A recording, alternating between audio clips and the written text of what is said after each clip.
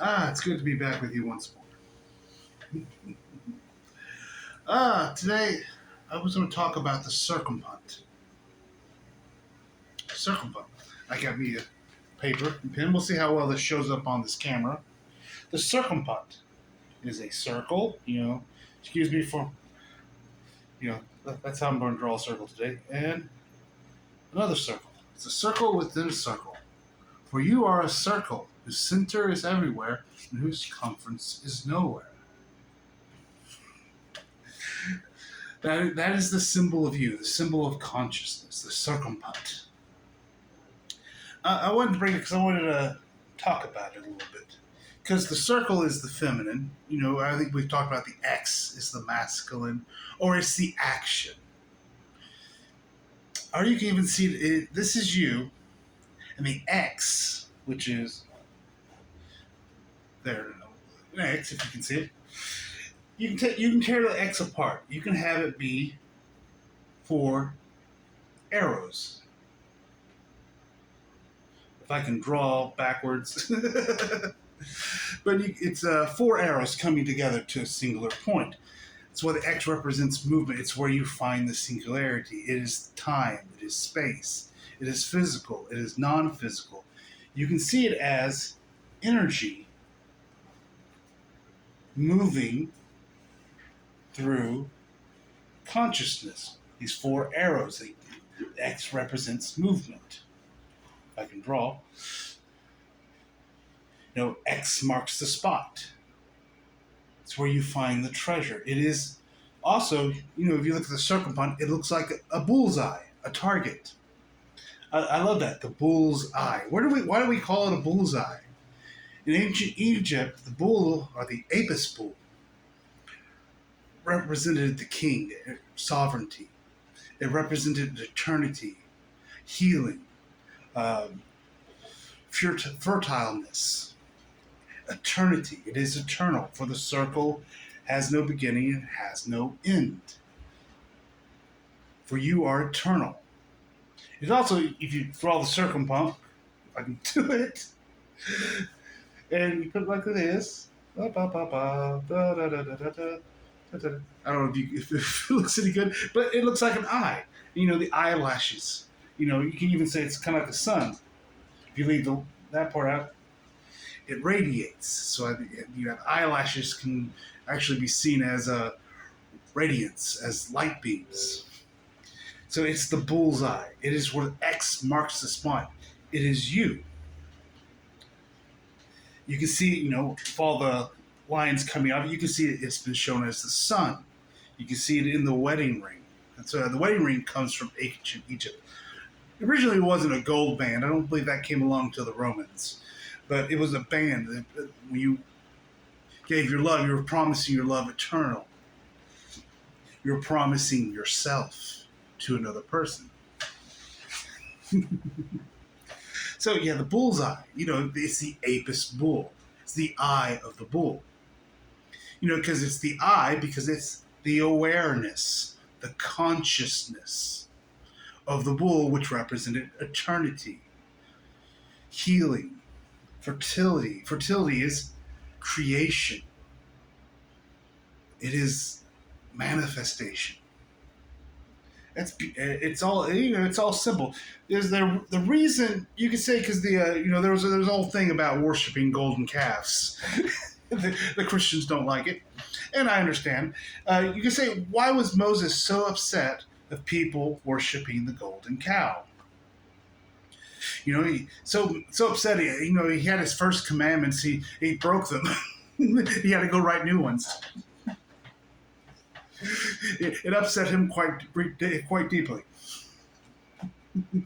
Well, he wasn't upset about them worshiping, because it represents the golden cow represents eternity, fertility. That's all it is. It is the eye of the bull. It's the awareness of yourself in a way. It is representing the king, sovereignty, the true self.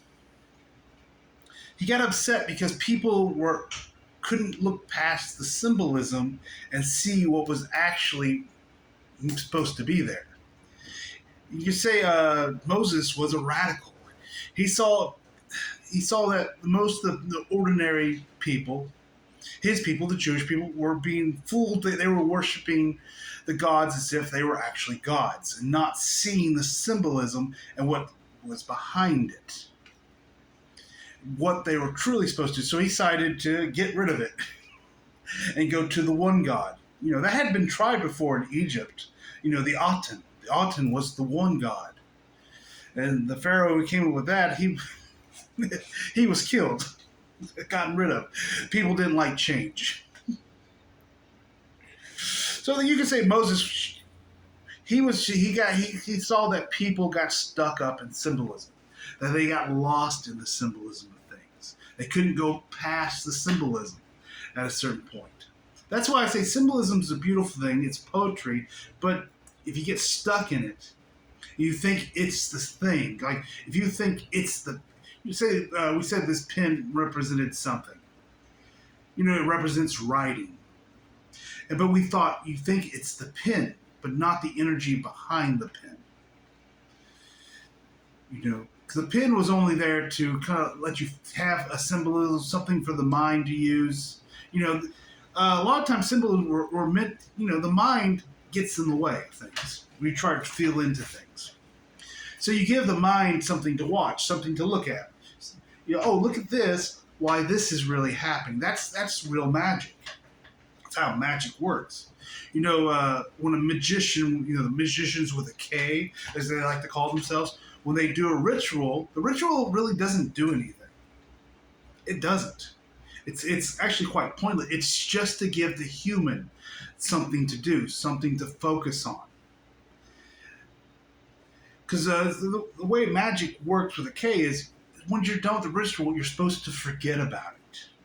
You're not supposed to think about it. You're not supposed to have expectations. You have to let go. You say, you had the ritual, that's what you got to do. Now you have to just assume the ritual worked, assume what you were intending to happen is going to happen. That's kind of how magic actually works.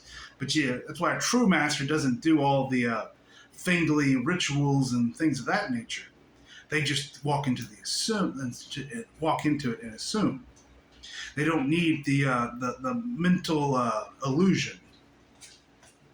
Because I always say magic with a K is putting an illusion on yourself, trying to trick yourself into getting something to happen. And magic with a C is the stage artist, is the one trying to put illusion on people in the audience. It's really, they're the same thing. They're just doing, and it's the opposites. I love it. One is trying to trick themselves. The other is trying to trick an audience of people. That something happened. That's really the difference of it.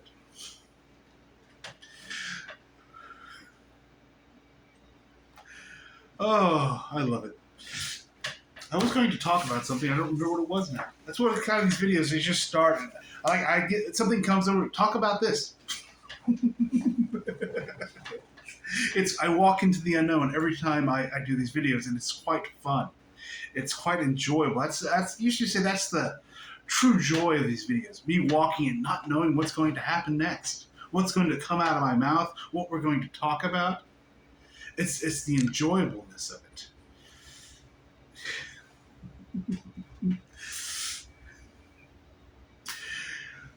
Oh, so we're talking about the circumpunt. Circumpunt is a circle within a circle. It represents you. I'll draw again. My bad drawing. I apologize. Imagine a perfect circle with another little circle.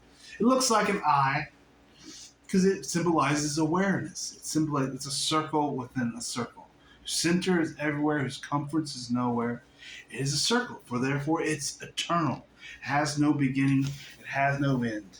You can see energy as the X, as the movement in the center. So circle, an X within a circle. They both have a point at the singularity of things. But you can also take the circle out and finish it.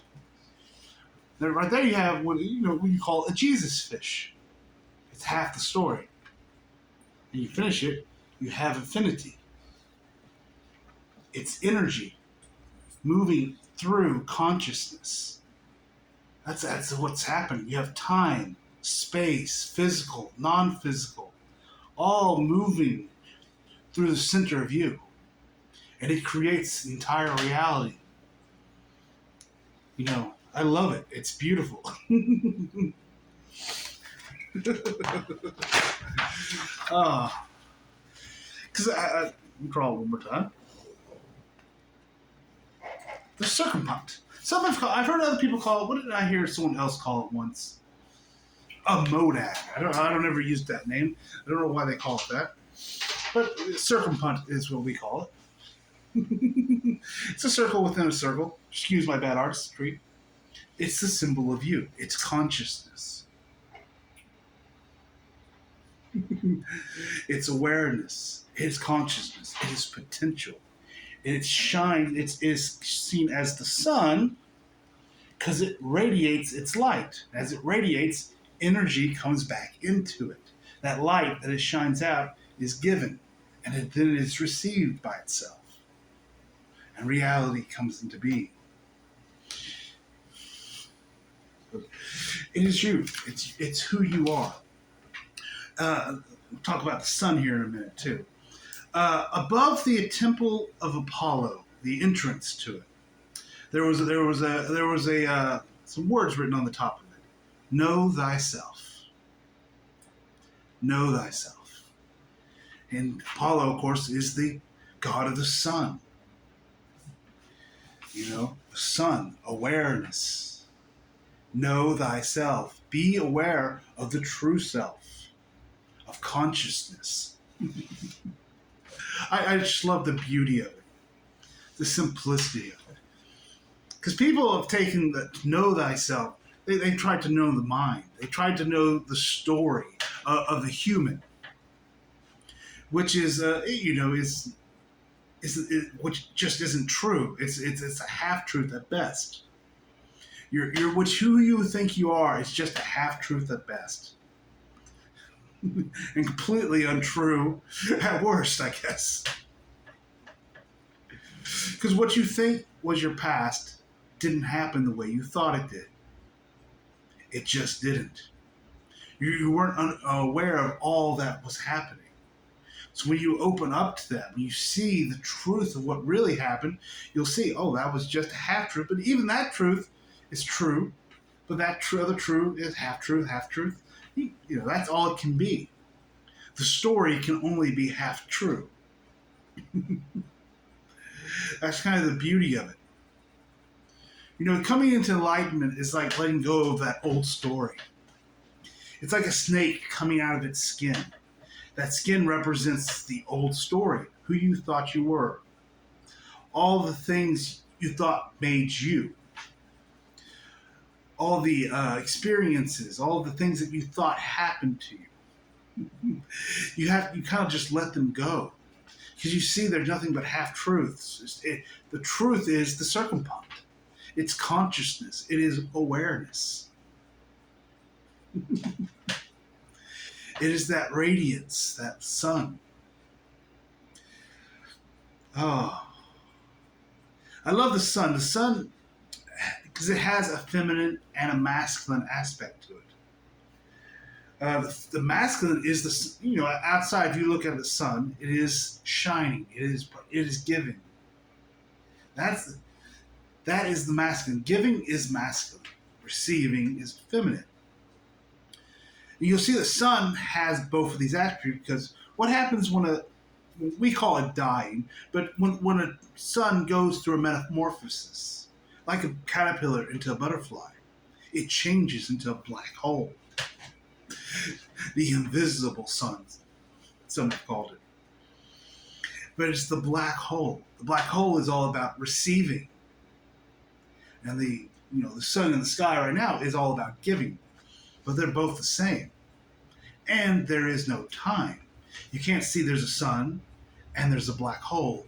They actually coexist in a way, because time doesn't exist. There's always a giving. There's always receiving.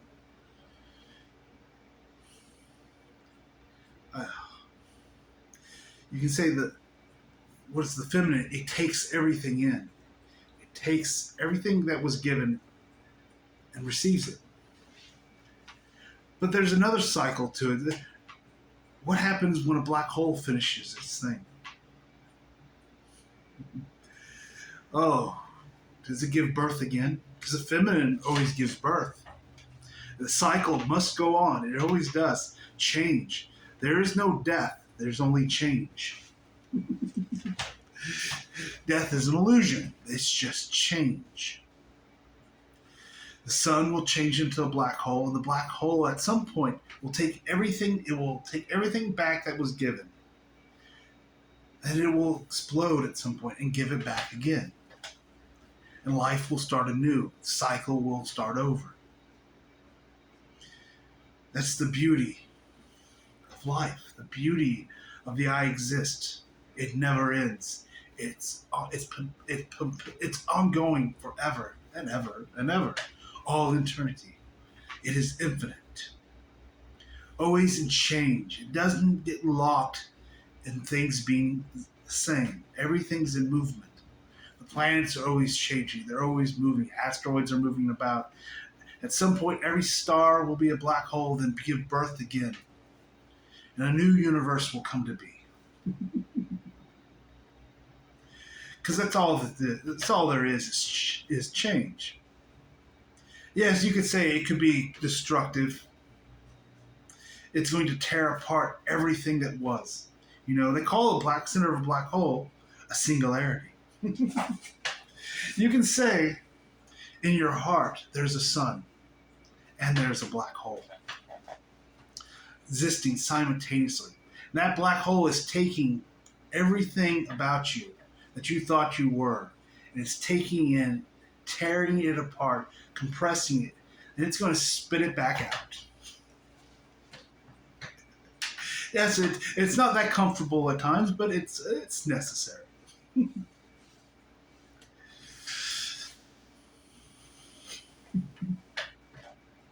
That ripping the old away so the new can be birthed. Taking old energy, old consciousness energy it just doesn't serve you anymore. That energy just doesn't serve you because consciousness grows and new energy comes in to serve consciousness. And anything that is old must go.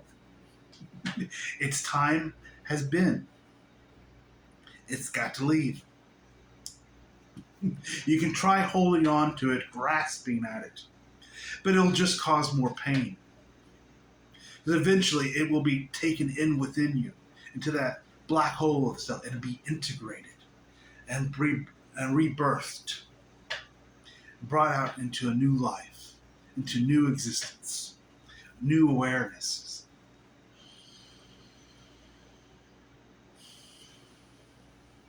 Ah. Oh, you know, as the Lion King said, this is a circle of life. This is the Circle of Life song in the Lion King. Kahuna Makata. It's been a while. Kahuna Makata, something of that nature. No worries.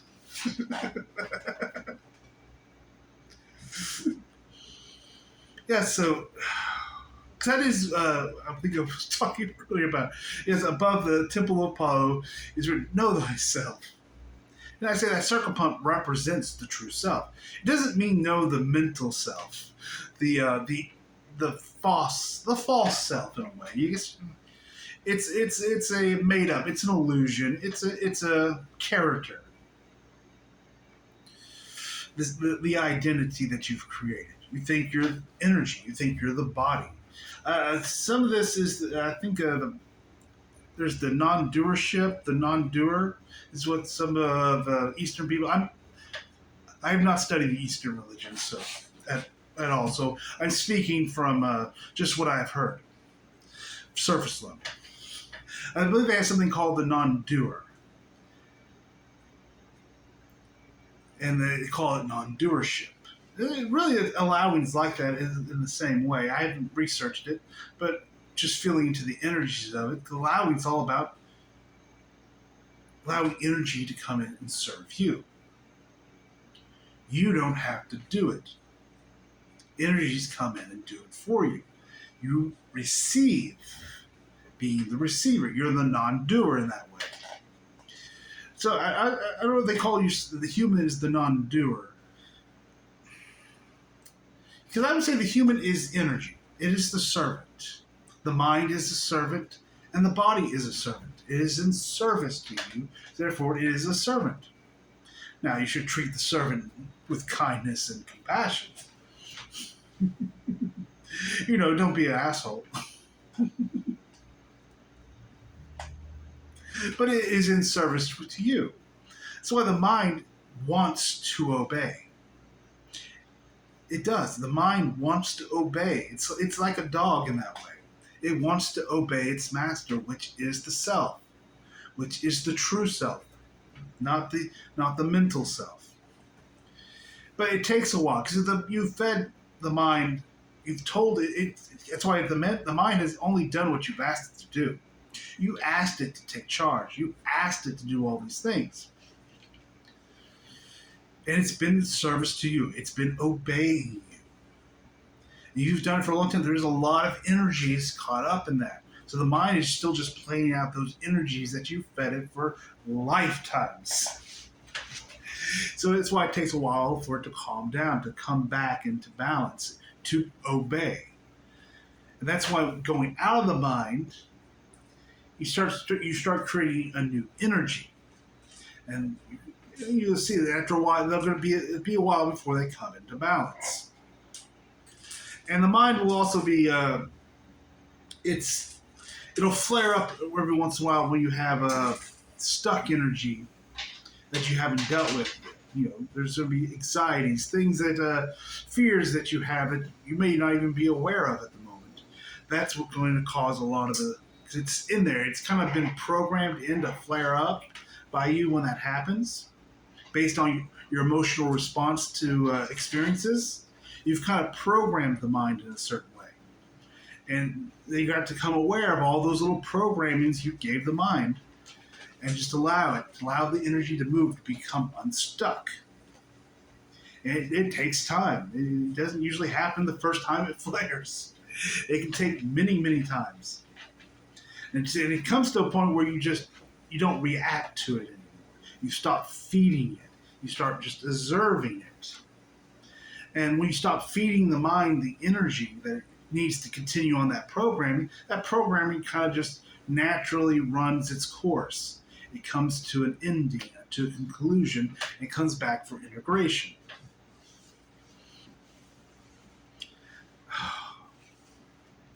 That's the beauty of simplicity of how everything works. And how confused I was about it when I was in your shoes. So I know it's simple, but at the same time, you have so many belief systems that are overlaid and top that you are completely unaware of, that you've been feeding into with emotions mostly. Because I said emotions have way more energy in them than thoughts. People who try to change things with their thoughts usually doesn't work very well. That, or they have to repeat it over and over and over and over and over and over and over again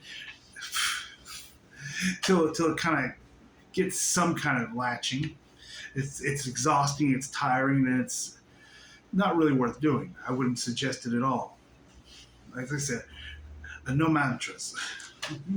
None of these repeating things over and over again, because that also has a lot of force, control, and manipulation in that type of energy. Because you're trying to make things happen. You're coming from you're trying to get out of the mind through the mind. You're using the mind to try to change the mind. You can see how that may not work very well, how it could backfire. You're using limitation to change limitation. You're putting an expectation upon things. Because when you put an expectation on things, you're putting things in a box. Because that limits energy. It limits what could come in and serves you. When you say, this is the destination, which is how the mind usually works. It starts out with a destination, then it makes a plan of how to get to that destination. And all that just creates linear, limited, linear, limited. It just puts energy in a box and blocks what could have come from coming. That's why we say do things without expectation. Allow without expectations. Because when you go without expectations, you open up to the multidimensionalness of yourself, of what could happen. You let go of the linear movement, but that's scary. It's what we call it. It's walking into the void, into the mystery, because it's not logical, doesn't make sense, has no foundation, and it can be very scary. It's like making these videos. I don't know where they're going to go. I don't know what I'm going to talk about. That's why I keep bringing it up, because I'm trying to make a point here. At some point, someone will get it. That I go into it without expectations of what I'm going to talk about, or what's going to happen, what the video is going to be about. I don't go with the am I going to look cool and awesome for the camera? I don't give a shit. You kind of have to come to the point where you just don't give a shit what happens. You just trust whatever happens is in service to you, to that true self, to that circumpunct, to consciousness, to awareness, not the mental you. I want to bring this up for a moment. I know in the previous year I've said you are God also. And when I say that, I mean that God with a lowercase g. You are God also. You're not the God. And also, the human is not God. The human is energy. The human is a creation. It is a limited manifestation. Now, it is quite beautiful, and it's going to be integrated into the whole of the self, brought into multidimensionalness. But the human in its everyday limitations is quite limited. It is a creation. It's not real. The mind isn't real. Your identity isn't real. It's an illusion. And that scares a lot of people to let go of who they think they are. When you go into enlightenment, you're going at some point going to come to I have to let go of this and go into the God self, to the creative self, where true creation happens in the heart. And that brazen sun and that beautiful black hole, that giving and that receiving. Oh.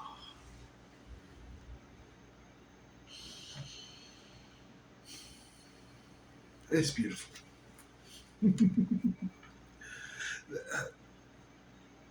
Enlightenment isn't something you can ever achieve.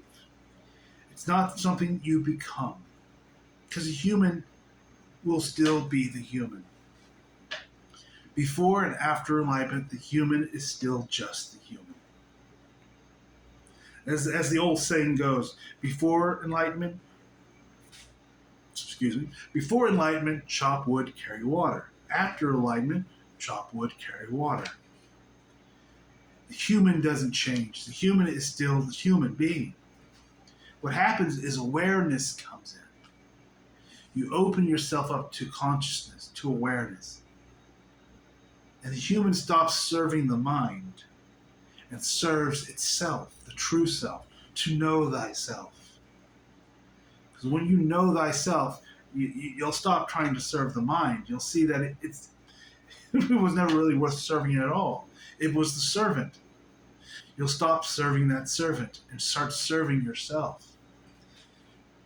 And you'll allow the mind to come back and be obedient, to be the servant once more, as it was supposed to be. It was never supposed to be the boss, the dictator, the one in charge. It is a servant. It was designed to obey. And it did obey you into thinking it was the boss. You can't blame the mind for something you did. That's okay.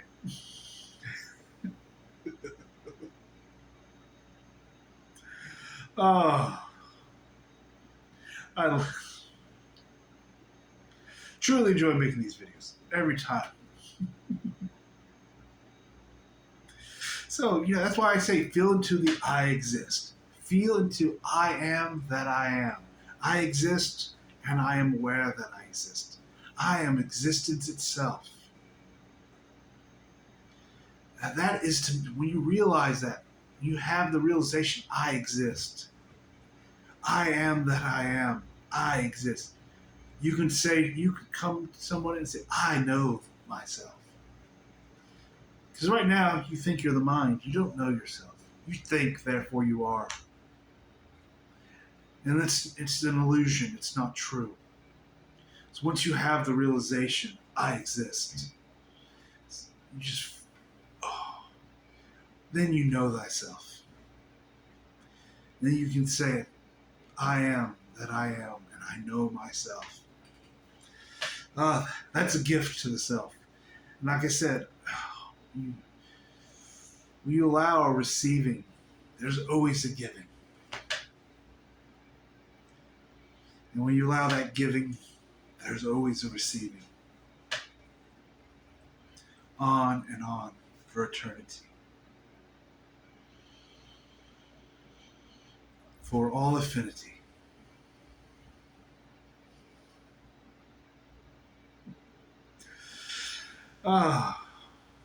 It's been a wonderful video, I think. I truly enjoyed making it. I don't know if you care what you feel for watching it. If you enjoy it or not. That's up to you. But I enjoy making them. I guess that's all that matters to me. Because I have no expectations. Because if I put expectations on these, it would limit it. So I allow it to be whatever it is. I allow it to grow. I allow it to be something that my mind could not conjure up. Because my mind would, if I went into my mind and tried to design this, the videos would be very different.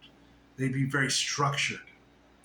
They would be very, they probably have more production value. I'd probably look better. I would step with perfect posture and steel and talk with a very authoritative voice. Maybe I wouldn't laugh as much. I wouldn't go on rants and have the enjoyment that I have. That's what the mind would do. You can see that. You can look at my videos and look at other people's videos. And see which one's coming from the mind, which one's coming from structure.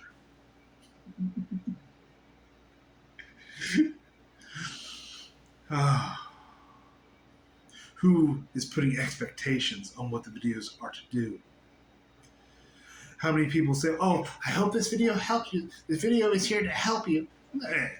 Do what you want with it. If it helps you, great. If it pisses you off, that's fine too. It's up to you. I leave the choice. I leave that sovereignty to you. I wouldn't take that sovereignty from anybody. Yeah.